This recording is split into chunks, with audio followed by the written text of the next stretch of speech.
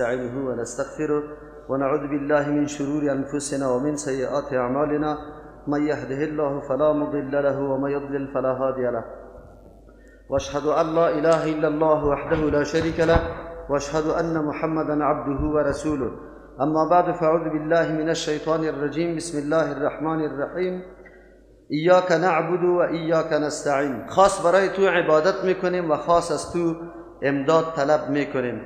بحث ما در ایاک نستعین بود، طلب استعانت یا طلب کمک خواستن.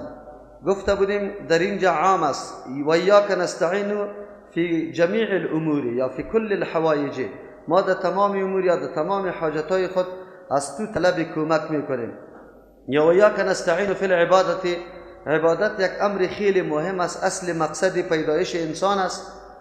در این عبادت هم استعانت از الله تبارک و تعالی طلب میشه. چرا عبادت الله تبارک و تعالی را به طریق مداوم انجام دادن، ای که مقبول به نزد الله تبارک و تعالی باشه، دوچار خلل ها نشه و ریا و سمعت دی نبیه، اخلاص و صداقت از پیشش نروه، این کلش به استعانت الله تبارک و تعالی صورت میگیره. یک نوع استقلالی که در ایاک نعبدو برای انسان پیدا شده بود، تو باز او استقلال خود از بین میبری و میگی که عبادت تو را یا الله به نصرت و کمک تو میکنم، اگر نصرت و کمک تو نباشه، توفیق تو نباشه، من عبادت تو را انجام دادن نمیتونم. در اینجا قاعده خو ایسته که طلب کمک غیر از الله تبارک و تعالی خو در امور و زندگی انسان ها خیلی زیاد واقع میشه، بلکه نقطه که سبب ارتباط در بین کل افراد انسان ها میشه، این عبارت از اینمی احتیاجات هر فرد انسان برای دیگر است. زندگی انسان ها همیشه به این سیستم است که یکی به دیگر محتاج است. پاچا به رعیت محتاج است، رعیت به پاچا محتاج است. ما هر کدام ما صبحی که برآمدیم به دریورا محتاج بودیم، به موتر محتاج بودیم. هیچ زندگی انسانی یک لحظه هم بدون از اینکه کمک و معاونت از طرف افراد بشر یکی با دیگه صورت بگیره امکان نداره. چرا یک انسان به تنهایی خود هیچگاه نمیتونه یک امر خیلی کوچک انجام بده. در بحث بسم الله الرحمن الرحیم در فلسفه و حکمتش گفته بودیم که انسان حتی توانایی جور کردن یک لقمه را هم نداره، چرا که این ضرورت به بسیار امور داره و یک انسان بیچاره کلی امور را برآورده کردن نمیتونه. از او خاطر زندگی انسانی ضرورت به بسیار معاونت و کمک همگانی افراد بشریت داره. الله تبارک و تعالی به می خاطر که بشر یک دفعه درک بکنه مستقل یار خلق نکرده. اگر مستقل خلق میکرد بسیار خرابی ها پیدا میشد. اگر پاچا مستقل می بود رعیت آنقدر ظلم میکرد که پرسان نکو. و زمانی که 5 سال بعد باز انتخابات صورت میگیره، ضرورت به رعیت داره، او دیگه بسیار احتیاط میکنه در امور خود، در کارهای خود. امی قسم ما و شما همه ما یکی به دیگه محتاج هستیم. خلاصی سخن است که رابطه‌ای که در بین افراد بشر وجود داره احتیاجات است. هر کدام ما به یکی دیگه محتاج هستیم و در این امور از یکی دیگه خود معاونت و کمک طلب میکنیم. قرآن کریم هم از بزرگترین پادشاه او شخصی را که الله میگه که ما اسباب مکمل برای پادشاهی و برای نظامش داده بودیم، ذوالقرنین، امو هم وقتی یک قوم برای شکایت میکنه از قوم دیگر که سبب آزار و اذیتشان میشه، ای از وا طلب کمک میکنه. اعینونی بقوت، شما معاونت بکنی امرای ما با قوتتان، یعنی امو آینا را بیاره تختای آینه که را ذوب بکنیم، مثل سر ذوب بکنیم و بعد از او بند جور شوه که از او قومی که خیلی مفسد است و او قومی که خیلی ظالم است شما به امن شوید. امو پاچای خیلی بزرگی که الله هم اسباب برش مهیا کرده بود بازم محتاج است، طلب کمک میکنه. عیسی علیه السلام پیغمبر اولوالعزم است و الله تبارک و تعالی معجزه‌اش حتی مرده را زنده کردن به حکم الله میکنه. اما طلب کمک از انصار خود داره. من انصاری الله، کیست امداد کننده ما که به سوی الله دعوت بدیم؟ قال الحواریون نحن انصار الله. حواریون برشان گفت که ما امداد دین الله را میکنیم، امرای تو همراهی میکنیم. معلوم شد کمک خواستن یکی از جمله واجبه بشر است. بشر بدون ازی قطعا زندگی کرده نمیتونه. چطور اینجا صحیح میشه که ما میگیم و ایاک نستعین، خاص از تو امداد طلب میکنیم؟ ما امروز این هر چیز امداد طلب کردیم، از برق، از پکه، از مسجد، از وسایل، از همه ما یکی از دیگه امداد طلب میکنیم. تو طرفتر بشی، من در این طرف بشینم، کلش امداد طلب کردن است. از او خاطر امداد دو قسم است. یکی ما تحت الاسباب است، یعنی او امدادی که تعلق به سبب داره و سبب الله تبارک و تعالی پیدا کرده. اینجا امداد به ما تحت الاسباب این یکی از جمله ضرورت‌های انسانی است و یکی به دیگر کمک کرده میتونه و در قدرت بشر و انسان هست. اگر کسی مرا بگوید که لاسپیکر چالان که آواز بیرون برآید، این امداد طلب کردن است و در قدرت ما هست که من همونجا تکمه را بزنم و لاسپیکر روشن شود، صدای ما بیرون برآید. این را ما تحت الاسباب میگه. دریور میگه مرا تا فلان جای برسان، او موتر تیار داره و موتر چالان میکنه تو را در منزل میرسانه. این را میگه کمک طلب کردن در ما تحت الاسباب، یعنی آن چیزایی که زیر اسباب قرار داره و در قدرت بشر است، توانایی بشر است.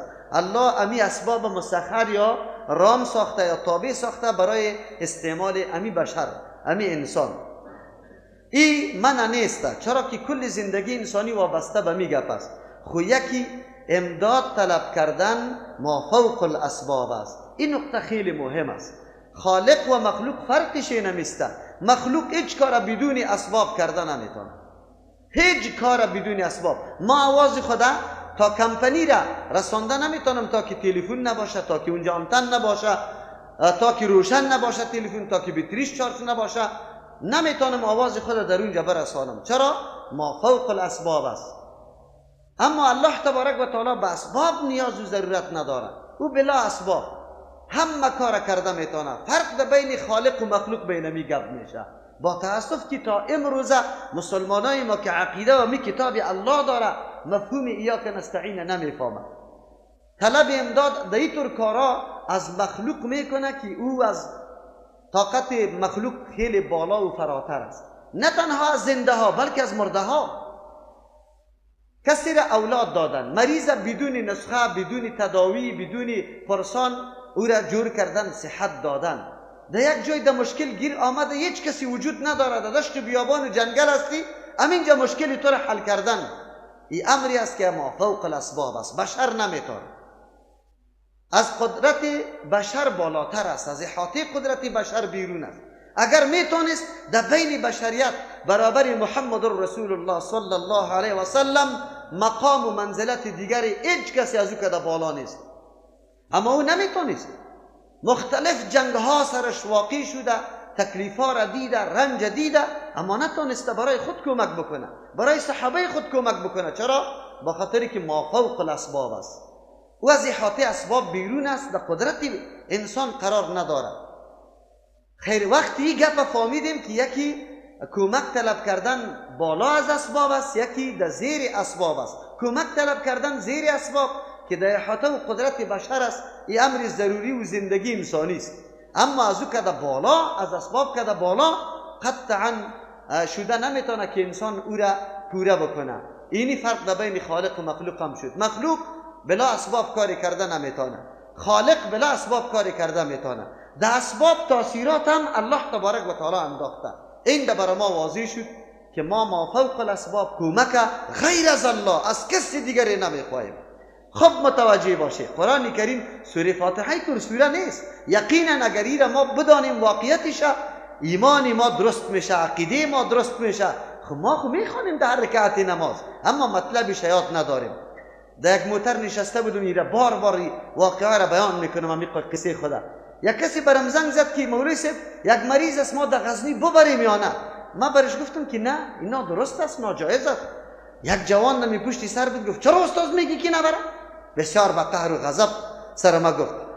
ما فهمیدم که آدم تا حالی را درک نکرده واقعیت، حالی دیگه گپی بزنم که خودش قناعت بکنه. اگر بریزید دلیل نقلی بگویم این نمیپذیره، در ذهنش گپ نشست از اول. ما برش گفتم بیادرم کدام وقت مریض شده ای؟ گفت بله. چرا نی؟ ما پیش دکتر رفته ای؟ گفت بله. ما گفتم که پیش دکتر بری، اول دکتر چی میگه؟ پرسان میکنه کدام جای درد میکنه، چند روز میشه از مریضی، باز حالی فشار خدا میگذاره، باز بعد از معاینگک یک چند پرزگک برات میگه ایره عکس بگی، ایره لابراتواری کن. پس از جمع شدن معلومات باز برای تو نسخه نوشته میکنه، برات میگه این دوا را به این سیستم و کیفیت بخو، ان شاء الله جور میشی. همین تو راست یا نیست؟ گفت بله هست. ما گفتم خیروی مریضی که در غزنی ببریم، اونجا کسی هست که پرسان کنه که کدام جای درد میکنه؟ گفت نه. ما گفتم کسی هست که معاینه کنه می دردای زیر وجود یا زیر؟ گفت نه. ما گفتم پرزه میده که لابراتوری و عکس زیر بگیره؟ گفت نه. نسخه میده؟ گفت نه. ما چطور جور میشه؟ گفت همونطور جور میشه. اولیای بزرگ است اوجا. ما خیلی خوب. وقتی که بلا نسخه، بلا معاینه، بلا پرسان، همه گپا، یک زیارت غزنی هم مریض جور کده میتونه، خیلی فرق ده بین الله و یک زیارت غزنی ده چی چیز است؟ این مردکه ایران شد دیگه، جواب نداشت. همی یک دفعه همی دست خود در پیشانی زد، گفت استاذ الله تو را اجر بده. من خود تالی در این عقیده بودم که مریض در غزنی جور میشه. تعالی را مردم ما درک کرده نمیتونه که چه قسم جور شود. بله، مسئله کرامت است. مسئله کرامت دیروز براتون گفتم که امری است که الله جاری میسازه. معجزه پیغمبر در اختیار پیغمبر نیست، کرامت ولی در اختیار ولی نیست. این را الله جاری میسازه. معجزه را برای اثبات نبوت پیغمبری خود جاری میسازه. برای اثبات نبوت در موقعی که ضرورت میشه ادعای نبوت میکنه، معجزه را صادر میکنه. اما در دیگه جاها بازی را صادر نمیکنه. برای پیغمبر علیه السلام، برای نبوتش، صداقت نبوتش، قرآن بزرگترین معجزه پیغمبر علیه السلام است. دیگه معجزه های خرد خیلی زیاد داره. در یک موقع یک گلاس آب موجود است، یک لشکر آبیج نیست، نه برای وضو نه برای نوشیدن. پیغمبر علیه السلام در انگشتای مبارک در او آب میگذاره و از او یک دم آب نبوع میکنه، بالا میشه. کل لشکر آب میگیره، در پتکای خود وضو میکنه، سیراب میشه. معجزه پیغمبر علیه السلام است. در کدام تنه درختی که در مسجد نبوی بود، پیغمبر علیه السلام سرش خطبه ایراد میکرد. زمانی که منبر برش جور شد، صدایش کلی صحابه کرام از آنمو تنه خرما شنید که گریان میکرد. این معجزه پیغمبر علیه السلام است. سنگریزه را پیغمبر علیه السلام در دست گرفته، تسبیح گفته. خودی سنگریزه تسبیح گفته، درخت سلام داده، گو سخن گفته. این معجزات خردی پیغمبر علیه السلام است. اما این معجزه ایمانا را داره که پیغمبر در یک موقع هم در مشکل مواجه نشود. در جنگ احد شما تاریخ مطالعه بکنید، سیرت. در جنگ احزاب کدام فضا چقدر سخت بود، چقدر دشوار بود. پیغمبر یک درو مشوره میکرد با اهل مدینه، با انصار، که یا چی نظریه و فکر داره.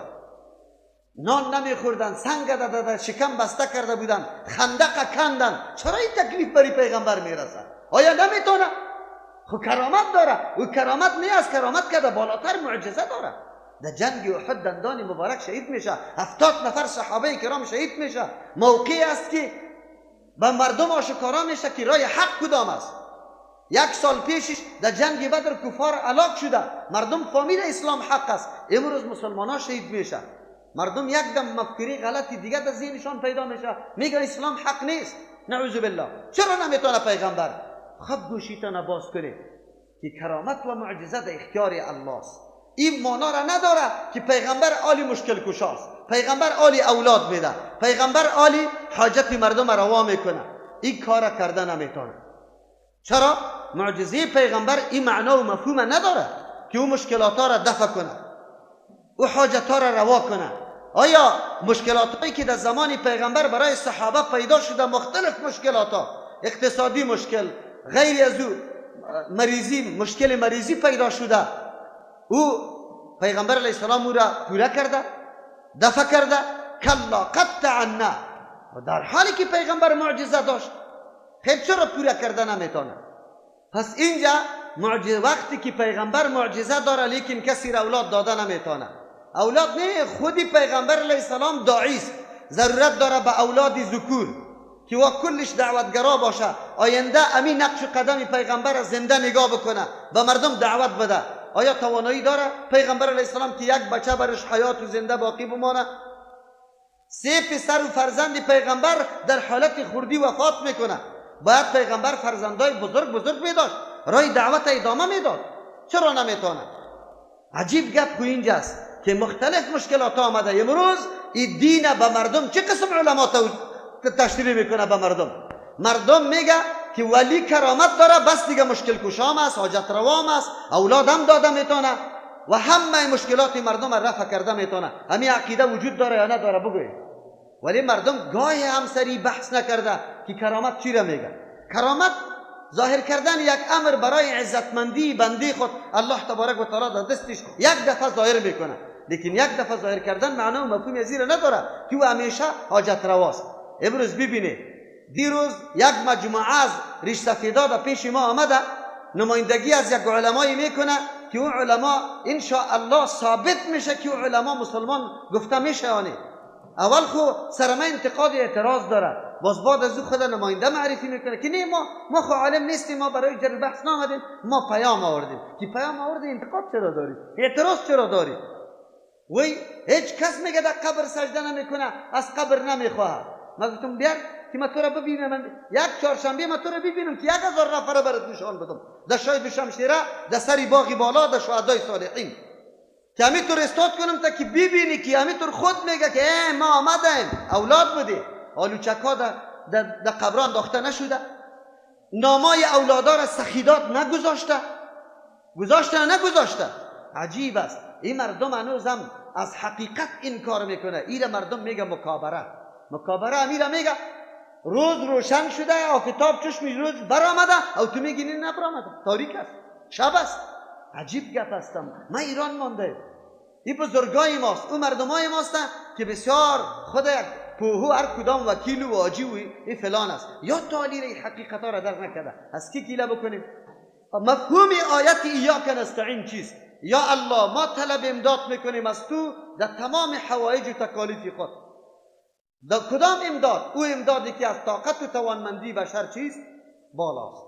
بلا اسباب برای ما همه چیز حاصل شود، ما از الله تبارک و تعالی طلب میکنیم. ببینید یا که نستعین دست داد برای ما، پس ما وقتی حاجت و تکلیف برای ما پیش میشه به الله متعال توجه میکنیم، از الله متعال مشکل خدا، رفع مشکل خدا از الله طلب میکنیم. امیر بندگی میگه. این چه معنا داره؟ معنا این شد بنده تو عاجزی خود اظهار میکنی که یا الله در این امور مفلج هستم، اگر استعانت تو نباشه هیچ کاری را کرده نمیتونم. و ایاک نستعین همین مطلب داره. پس کمک خواستن دو قسم شد، یکی ما تحت الاسباب که در دایره قدرت بشریت قرار داره، این ممنوع نیست، بلکه یک رابط در بین کل افراد بشریت است. یکی کمک خواستن ما فوق الاسباب است. ما فوق الاسباب کمک خواستن نه از پیغمبر میشه، نه از ملک میشه، نه از ولی میشه، بجز از الله تبارک و تعالی، از کسی دیگری نمیشه. همین طور است یا نیست؟ در حدیث پیغمبر صلی الله علیه و سلم ابن عباس رضی الله عنهما امرای پیغمبر علیه السلام سوار است، برش امیر میگه اذا استعنت فاستعن بالله. وقتی که تو طلب امداد میکنی ابن عباس رضی الله عنه، تو از کی طلب بکو؟ از یک الله تبارک و تعالی. ببینید پیغمبر این درس میده و بچه کاکای خود که خیلی محبوبش است. از همون خاطر ما شما میبینیم که در اونجا استعانت طلب کردن حتی در حدیث هم تنها و تنها از الله متعال میشه، از کسی دیگه نمیشه. وقتی استعانت از الله متعال میشه، مریضای ما چرا سرگردان است؟ یک روز در خوست میبره، یک روز در مزار، دیگر روز سعی میکنی که در هرات میبره. عجیب گپ نیست؟ این کدام دین است؟ در کدام مذهب است؟ همین مردم بگوید. همین که خود مذهبی میگیره و خود حنفی میگیره، یا یک سخن امام ابو حنیفه رحمت الله علیه یا نظریش بر ما نشان بده، از شاگردایش نشان بده، یا گفته باشه که بله بره حاجتایتان در پیش قبرها. من از تو سوال دارم او جناب، همین قبرها را چرا دو قسم کرده؟ یک قسم قبرها خاک یک چیز هم شناخته نمیشه، یک قسم قبرها گنبدهای مزین به میلیون ها رو پسرش مصرف شده. در کدام دین است؟ در کدام مذهب است؟ تو منم نشان بده که فتوای جوازش داده. چرا مصرف، چرا مسجد جور نمیشه؟ قبرهای مسلمان کلگی علی السویه است. چرا می امتیاز داری؟ چرا ایره بر رختها پوشانده ای؟ رختهای زنانه‌ای پوشانده ای؟ قرآن همی واقعیت ها را براتان میگه.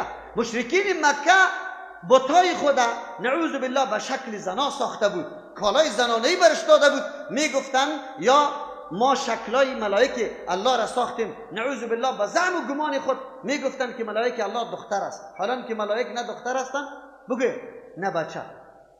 و از ذکورت و انوثت قطعا دوا دیده نمیشه. یک مخلوق نورانی الله تبارک و تعالی در ذکر و فکر الله تبارک و تعالی است، در عبادت الله. امروز کدام تصور وجود داره؟ تا امروز مردم ما بیچاره ملک نمیشناسه، با پری و دیو عقیده داره. پری و دیو کیسته؟ پری را مردم ملکه میگه، دیو جنیات میگه، حالان که به او شکل نیست. در قوطیای تارای گوتکای تاری به شما شکل انسان و دختر است، سر داره و بال داره، هست یا نیست؟ اختراع هندوهاست. تعالی را مردم مسلمان ما همه عقیده را داره. همین علمای ما چرا به تشریح نمیکنه به مردم مسلمان ما؟ چرا تشریح نمیکنه؟ دین کدام است؟ قرآن برای چی میگه؟ و ایاک نعبد و ایاک نستعین. حسن بصری رحمه الله از جمله تابعین است، شخصیت بزرگ است، واقعا ولی الله است، محدث بزرگ است. او می فرماید الله تبارک و تعالی تمام علوم کتب آسمانی را در 4 کتاب جمع کرد. در تورات، انجیل، زبور و قرآن کریم. علوم 4 کتاب الله در قرآن کریم جمع کرده. علوم کل قرآن کریم در سوره های مفصل جمع شده و علوم کل سوره های مفصل در سوره فاتحه جمع شده. از سوره فاتحه در ایاک نعبد و ایاک نستعین. کسی که ادعای بندگی را داره باید این 2 نقطه را داشته باشد. عبادتش مخصوص برای الله باشد و استعانت و کمکم غیر از الله از کسی دیگری نخواهد. آیا ما تطبیق کردیم در زندگی خود؟ یقینا ما خمیره میگیم چقدر جفا میشه، چقدر نادرست است که ما در نماز استادستم میگم ایاک نعبد و ایاک نستعین، اما قبل از اینکه ما دروازه مسجدم نبرآمدن پایم بند شده یا سخی صاحب یا پیرانی پیر صاحب یا فلانی بابا صدا میکنه. استعانت از کی طلب کردیم؟ بگوی از کی؟ از غیر الله. اینجا در نماز ایره گفتی و اینجا در از مسجدم نبرآمدی این سخن میگی. شما بگوی برادر و خواهرها، شما بگوی همین دین چرا بیان نمیشه؟ همین مردم ما چرا آشنایی پیدا نمیکنه؟ اینجا است که ما مسئولیت داریم برای تعمیر دنیای خود، برای آبادی دنیای خود. روزمره یک مراکز بزرگ جور میشه، کورسای انگلیسی جور میشه، کورس کامپیوتر جور میشه. هر کس ارتقای خود در سطح مسئله دنیا پیش برده، سطح علمی خود بالا برده رایسته، ارتقای مرتبه خود میکنه. اما در کار دین چی رقم مسلمان هستیم؟ ما چه قسم؟ از مادر که تولد شدیم همینطور مسلمان تولد شدیم؟ خیر و خلاص. فقط در پیش مولای امام رفتیم، مولای امام همین قدر بر ما یاد داد بنده کیستی، برات میگه بنده خدا، الله هم نمیگه. امت کیستی؟ محمد رسول الله. دوستاری کیستی؟ چاریاری با صفا. تو دوستاری صحابه دیگه نیستی؟ تنها یک چاریار است. تو دوستاری مؤمنای مخلص از کل مؤمنان نیستی؟ موالات چی را میگه؟ مولای ما اینمی درس میداد دیگه کسی دوست نداشته باشه. راستی تا نبگویه. در عسکری که میرفتی که موترا بیرق بالا میکرده، جلب عسکری میآمد، در موترا چی میگفتی؟ اهل تشیع میگفت یا علی، او شما سنیا میگفتی یا چاریار. میگفتی نمیگفتی؟ این دین است؟ با چه آواز میدادیم؟ امروز مردم ما را ملامت میکنه یک شما ملاستی، سابق علما نبود. ما این کار نمیکنیم که سابق علما نبود. سابق علما بود خو مردم هیچ چیزی هم نگفته بود. در موترا با آواز بلند یا چاریار میگفتن. این معنی ازیره نداره که ما چاریار را دوست نداریم. معنی ازیره داره که ما چرا دوستی با صحابه کرام نمیکنیم، با کل مؤمنان. این دوستی است. نیست ایاک نستعین معنا نشده. برادر و خواهرها، ما که در این دین خود عقیده داریم، ما مسئول هستیم که دین خود بدانیم. در یک جای کسی رفته برش گفته که بنده کیستی؟ بچه هست در بین خود جر و بحث دارد. یک بچه گفته که بنده الله، باز گفته امتی کیستی؟ محمد رسول الله.